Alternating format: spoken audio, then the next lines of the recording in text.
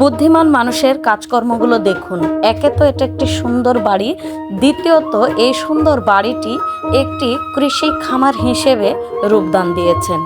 দেখুন এখানে প্রাকৃতিকভাবে উনি টমেটো চাষ করেছে, বিভিন্ন ধরনের সবজি চাষ করেছে, ফুলকপি থেকে বাঁধাকপি থেকে শুরু করে প্রায় সবগুলোই। দেখুন উনি শসাও চাষ করেছে, একটি শসা তিনি খাচ্ছেন, এটা হচ্ছে পাতাকপি।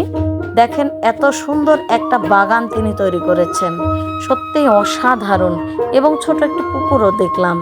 এই যে দেখুন কি সুন্দর করে তিনি বাড়ির আঙিনায় ছোট ছোট করে বেড আকারে তৈরি করে কত সুন্দর সবজি চাষ করেছেন। এবং দেখুন পাশাপাশি তিনি খামারও তৈরি করেছেন, কিছু পশু রেখেছেন, কিছু মুরগি আছে যেগুলো ওনার পারিবারিক কাজে ব্যবহৃত হয়। এবং দেখুন সেই শাকসবজি তিনি নিজেও খান, পাশাপাশি সেগুলো আবার তার পশুদেরকেও খাওয়াচ্ছেন। আসলে এটা হচ্ছে একজন বুদ্ধিমান মানুষের কাজকর্ম। দেখুন সবজিগুলোকে কি সুন্দরভাবে একটা ভুসির সাহায্যে মাখিয়ে সেগুলো আবার তাদের পশুকে খেতে দিচ্ছে এবং পাশাপাশি মুরগিকেও খেতে দিচ্ছে।